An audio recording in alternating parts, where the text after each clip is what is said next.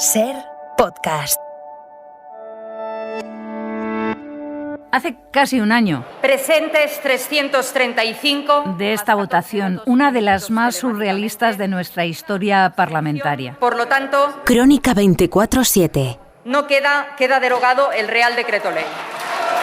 Primero, y gracias a dos diputados tránsfugas, las bancadas del PP y de Vox celebraban la derogación de la reforma laboral, pero la alegría duró poco porque menos de un minuto después... Los servicios de la Cámara me informan que queda convalidado el Real Decreto Ley. Eva Aguado. Menos de un minuto después, y gracias al error con el voto telemático de un diputado del Partido Popular, los que aplaudían eran los que apoyaban al Gobierno y habían conseguido, por un solo voto, sacar adelante la reforma laboral.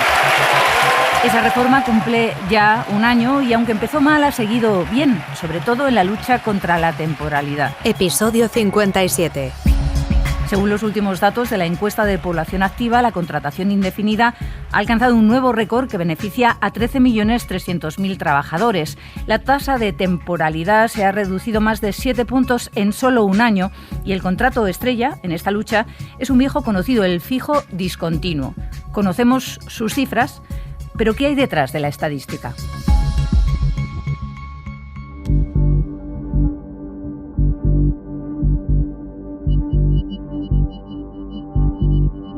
Fijo que eres discontinuo.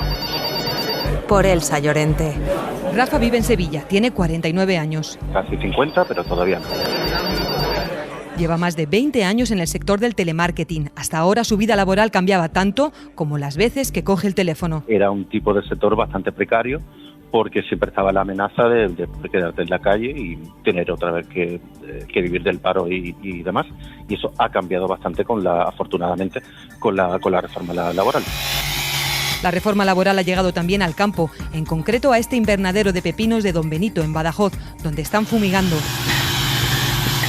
Antes aquí se sembraba también precariedad. Era una forma de trabajo un poquito precaria porque trabajábamos 2 o 3 meses, nos volvían a llamar, nos echaban, nos volvían a echar, nos llamaban y era una incertidumbre muy grande. Javi lleva 4 años trabajando en agricultura y desde mayo ha cambiado su contrato por obra por un fijo discontinuo. Tengo más tranquilidad, menos incertidumbre porque claro, ya sé que por ejemplo este año mínimo 10 meses voy a trabajar. O sea, muy más se tiene que dar la cosa para que no sea así. Y antes era pues asalto a mata, como se suele decir.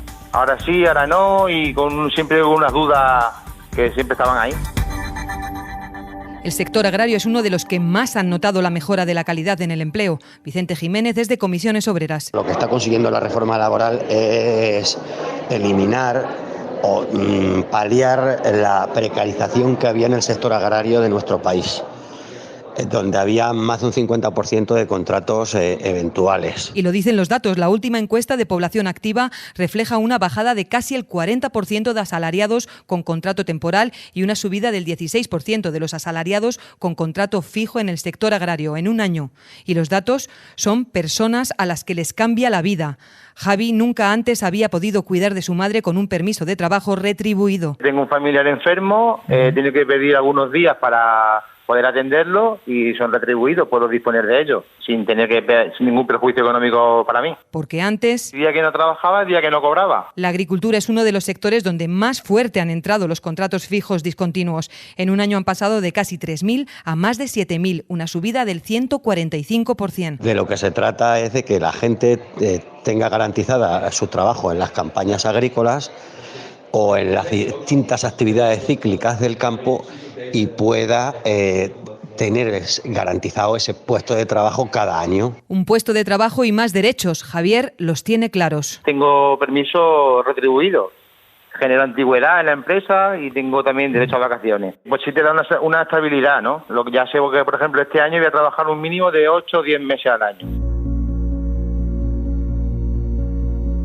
Tanto Javier como Rafa lo que quieren es trabajar para poder tener un proyecto de vida, algo que antes, encadenando contratos temporales, Rafa no podía ni plantearse. Antes de esta última reforma laboral, el contrato por el que nos solían contratar era un contrato de obra y servicio, que significaba que si tu empresa, Ilunion o la que fuera, perdía la campaña para la cual tú trabajabas, significaba que te ibas a la calle con una indemnización bastante baja. Y en la calle, sin un sueldo a fin de mes, no hay seguridad ni proyecto de vida, y solo cuando sabes que vas a cobrar el día 31 te planteas irte de vacaciones, comprar una vivienda o reformarla. Esa seguridad que tienes de que todos los meses vas a cobrar el salario, pues es bastante positiva. Yo en mi casa, que nos compramos una casa bastante vieja y nos molía la manta a la cabeza, reformarla y demás, pues si no hubiera tenido esa seguridad de que iba a seguir trabajando, pues seguramente no lo hubiéramos hecho. Salir de la precariedad y tener un contrato fijo hace que, por ejemplo, a la hora de pedir una hipoteca, un préstamo o irte de alquiler, no es lo mismo llevar al banco o a la entidad que sea un contrato temporal, como era el contrato de hogar y servicio, a llevar un contrato fijo. Cambia muchísimo la percepción que las entidades financieras tienen de ti, de tu solvencia y demás. La percepción que es muy real para Rafa o Javi cada fin de mes.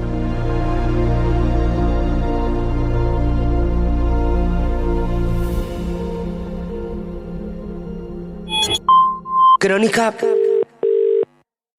24/7.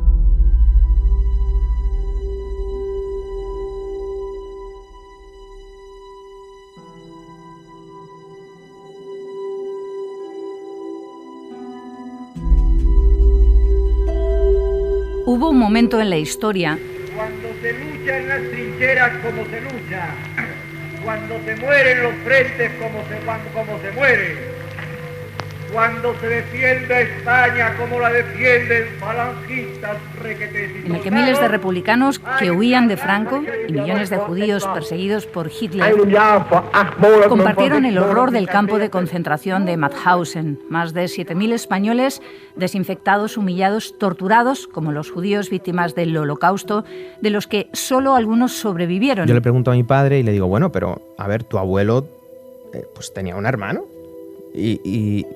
Y él me dijo una cosa. Alguna vez hablaba de un hermano que desapareció, pero nada más.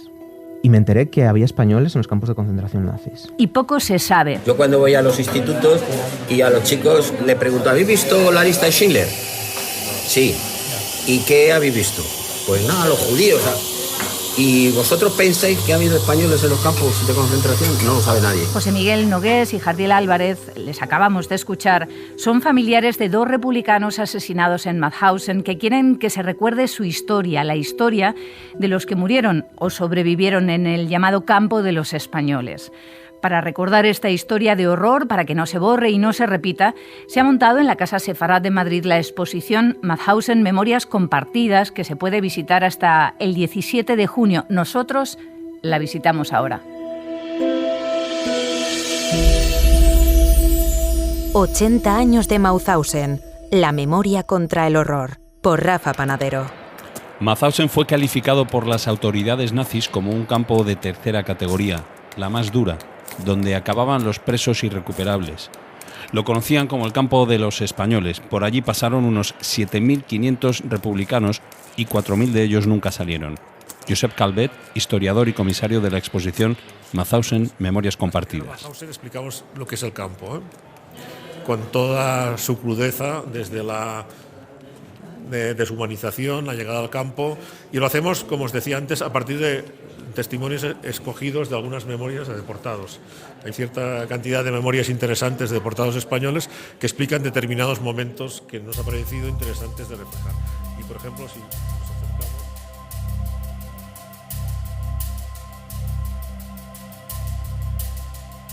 El intérprete nos dijo, de aquí solo existe una manera de salir, la chimenea. Tardé algún tiempo en comprender que la chimenea a la que se refería era la de los hornos crematorios. Este señor, Eliseu Villalba, explica muy bien en este extracto de sus memorias cómo fue el primer día de estancia en Mauthausen. A partir de aquí, este cartel donde... Acabada la jornada de trabajo, teníamos que subir los 186 peldaños de la dichosa escalera, cargados con una gran pieza sobre nuestros hombros, pobre del que fuera cogido con una piedra pequeña. Todo el mundo intentaba escaparse de la cantera porque era el trabajo más duro y donde hubo más fallecimientos, y también ha quedado como el símbolo de Mauthausen. La cantera que sirvió no solo para empedrar el campo, sino para empedrar calles de ciudades de Austria. Nos inyectaban como castigo o como experimento, para ver cuánto resistíamos. A algunos les daban convulsiones, a otros se lo llevaban a rastras. 6 sábados consecutivos me inyectaron al lado del corazón. Entonces no me importaba morir, no tenía ni familia ni nada. Tenemos el testimonio de unas personas, un español que lo sufrió, Marcelino Bilbao. Un poco como obtener un paradigma de todo lo que, aparte del trabajo forzado, sufrieron estos deportados. Aunque venían de liberar otros campos de concentración, en sus caras vimos reflejado el horror que habíamos vivido. Jamás habían sido testigos de algo ni remotamente similar. Alfonso Maeso explica muy bien en este pequeño texto de sus memorias cómo fue el día de la liberación. Aparte de lo que se encontraron los fotógrafos, que fue aquel grupo humano celebrando exhaustos la liberación, realmente la imagen del campo fue esta, de los miles y miles de prisioneros que estaban en unas condiciones, como veis, muy, muy, muy precarias. Pensad que Mauthausen fue el último campo en ser liberado. Lo que vieron en Mauthausen, decían los americanos, fue lo más horrible que habían visto hasta la fecha.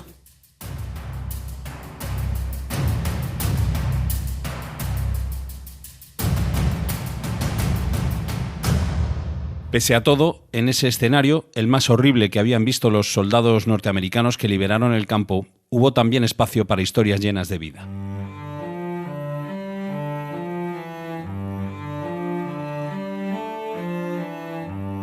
Alfonsina Bueno y Josep Ester eran pareja y ambos eran anarquistas. Tras la guerra civil huyen a Francia, donde son capturados por la Gestapo y trasladados a 2 campos distintos.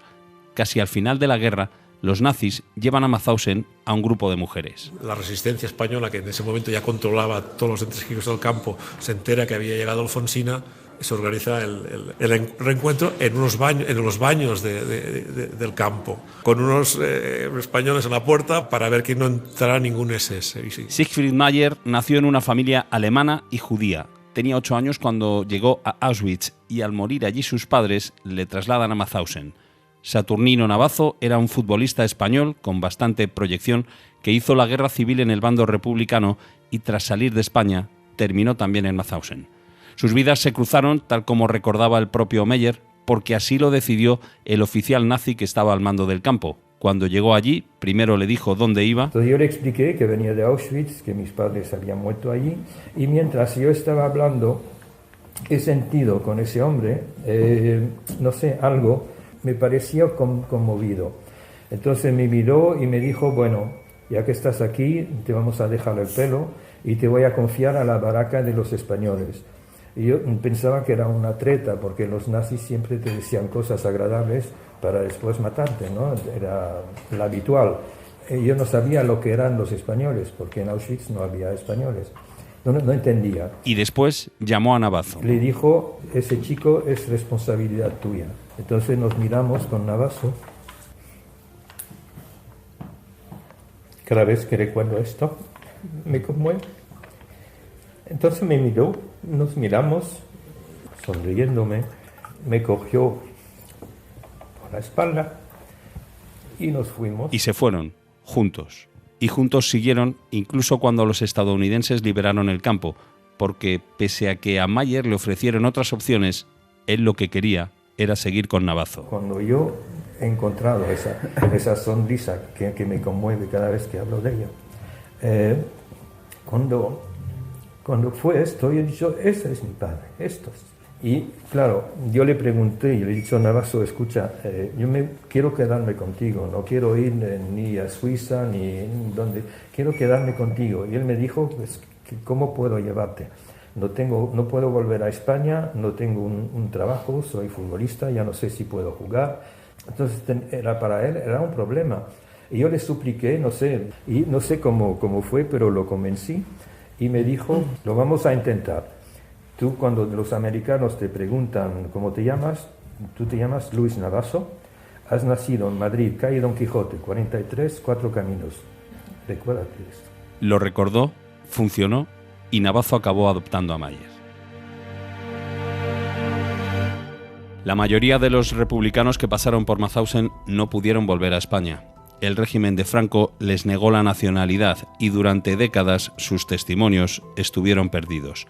En 2020 murió el último de los supervivientes, pero su memoria sigue viva y nos recuerda que el horror del Holocausto forma parte también de la historia de España. Todavía no estamos al nivel que pueden estar los estudiantes de Alemania, que tienen muy interiorizado y muy presente, realmente se les explica lo que fue el nazismo y sus consecuencias, pero yo creo que iniciativas como esta, implicando profesores, implicando a las instituciones, son importantísimas para que esto se revierta y sobre todo que esto se vea como un tema que no sea partidista.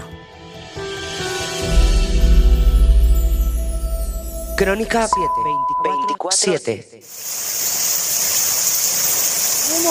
Después de un diciembre cálido, aire demasiado, de verdad que es difícil andar con... Ha llegado lo que toca, el crudo invierno, con heladas, viento, frío. Y esta es la información que más nos interesa a todos según las estadísticas. El interés por las noticias sobre el tiempo se ha disparado. Han dejado de ser una conversación de ascensor para convertirse en el dato imprescindible antes de salir de casa. Un ejemplo, la web de la AEMET, de la Agencia Estatal de Meteorología, ha duplicado sus visitas en 2022. Ha pasado de 11 millones a 22 millones de visitantes. ¿Por qué nos interesa cada vez más el mapa del tiempo?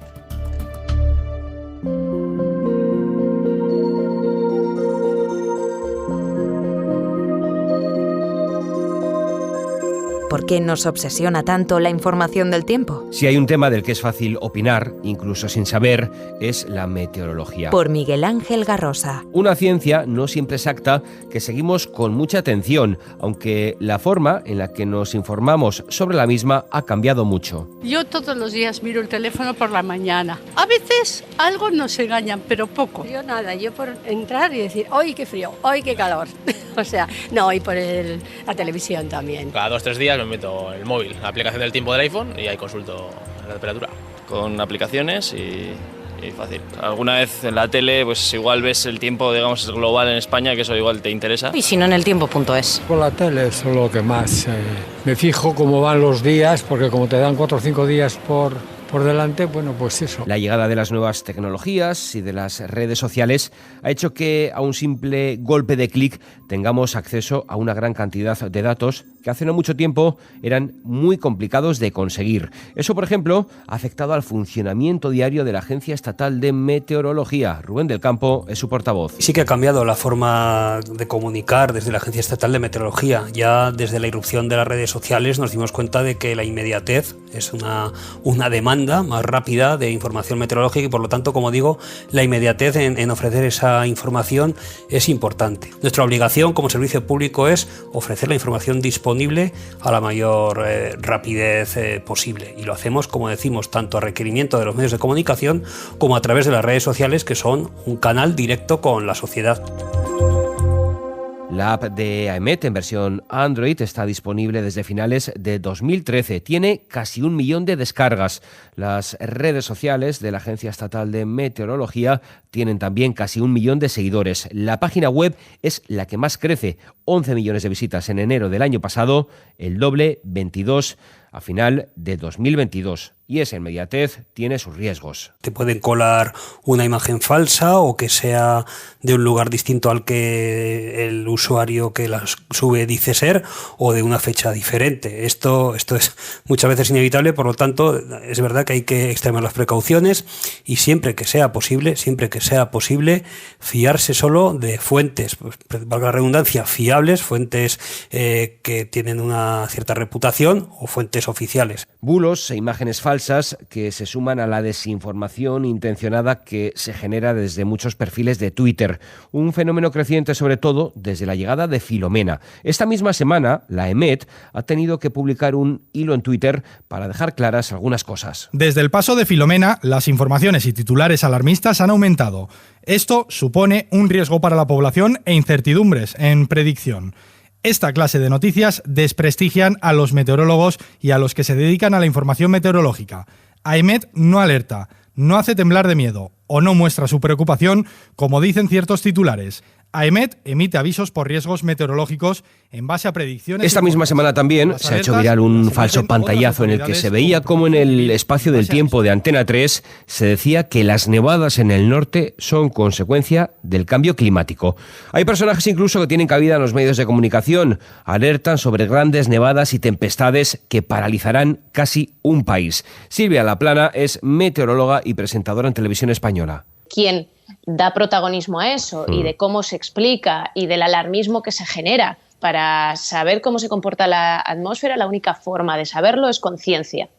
Y para encontrar la ciencia te tienes que ir al organismo oficial, que en este caso es AEMET, o a los que comunicamos, a los meteorólogos que estamos también comunicando esto. Entonces, al final, cuando se empieza a generar ese alarmismo, luego, el día que pasa, no van a ir al de las cabañuelas ni nada, van a venir a nosotros.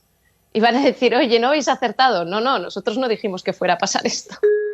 Pero no todo es malo. Con la llegada del invierno y de la nieve, todas y todos sacamos esa parte infantil que tenemos dentro. No hay fenómeno que tenga un poder de atracción superior al que genera la nieve. Laplana reconoce que cuando caen los primeros copos, la redacción del Tiempo de Televisión Española se revoluciona. Si antes, por ejemplo, solo nos llegaban las imágenes vía correo electrónico, ahora tenemos Twitter, por ejemplo, que es la rapidez. El correo, bueno, se peta. Es una pasada, se llena de correos. Y luego, sí, por Twitter es tremendo, es todo el rato. Pero eso, es que hay mucha afición y a la gente le encanta. Eso les pasa también a dos jóvenes divulgadores, Ibarrameteo y Meteogros. Seguro que si usan redes sociales y les gusta la meteorología, les sonarán estos dos nombres. Y más en los días en los que la nieve es protagonista. Son dos tuiteros vascos, son Iker Ibarduzea y Joseba Onamintegi. Seguramente las interacciones igual suben un 50-60% y la gente suele preguntar bastante, suele querer saber a qué nivel va a nevar, cuánto va a durar, qué frío va a hacer. Si va a nevar en un sitio, si va a nevar en otro, la cota, que si no va a ser para tanto, que si exageramos.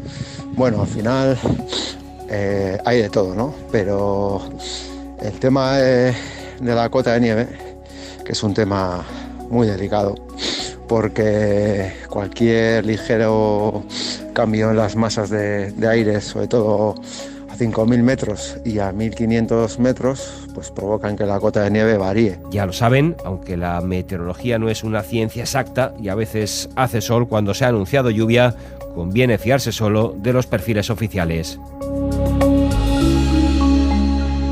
Crónica 24/7. Esto es Crónica 24/7. Tengo más tranquilidad, menos incertidumbre, porque claro, ya sé que por ejemplo este año mínimo 10 meses voy a trabajar. ¿Quién da protagonismo a eso y de cómo se explica y del alarmismo que se genera para saber cómo se comporta la atmósfera? La única forma de saberlo es con ciencia. Y para encontrar la ciencia te tienes que ir al organismo oficial, que en este caso es AEMET, o a los que comunicamos, a los meteorólogos que estamos también comunicando esto. Lo conocían como el campo de los españoles. Por allí pasaron unos 7.500 republicanos y 4.000 de ellos nunca salieron. El podcast de reportajes de la cadena SER que cada semana te ofrece testimonios, información, miradas. La última encuesta de población activa refleja una bajada de casi el 40% de asalariados con contrato temporal y una subida del 16% de los asalariados con contrato fijo en el sector agrario en un año. Y los datos son personas a las que les cambia la vida. Y siempre que sea posible, fiarse solo de fuentes, para la redundancia, fiables, fuentes que tienen una cierta reputación o fuentes oficiales. Todo el mundo intentaba escaparse de la cantera porque era el trabajo más duro y donde hubo más fallecimientos, y también ha quedado como el símbolo de Mauthausen, la cantera que sirvió no solo para empedrar el campo, sino para empedrar calles de ciudades de Austria. Crónica 24/7 es una producción de SER Podcast. Suscríbete. Lo que está consiguiendo la reforma laboral es eliminar o paliar la precarización que había en el sector agrario de nuestro país. La llegada de las nuevas tecnologías y de las redes sociales ha hecho que a un simple golpe de clic tengamos acceso a una gran cantidad de datos que hace no mucho tiempo eran muy complicados de conseguir. El intérprete nos dijo: de aquí solo existe una manera de salir, la chimenea. Tardé algún tiempo en comprender que la chimenea a la que se refería era la de los hornos crematorios. Realización y diseño sonoro, Juan Aranaz.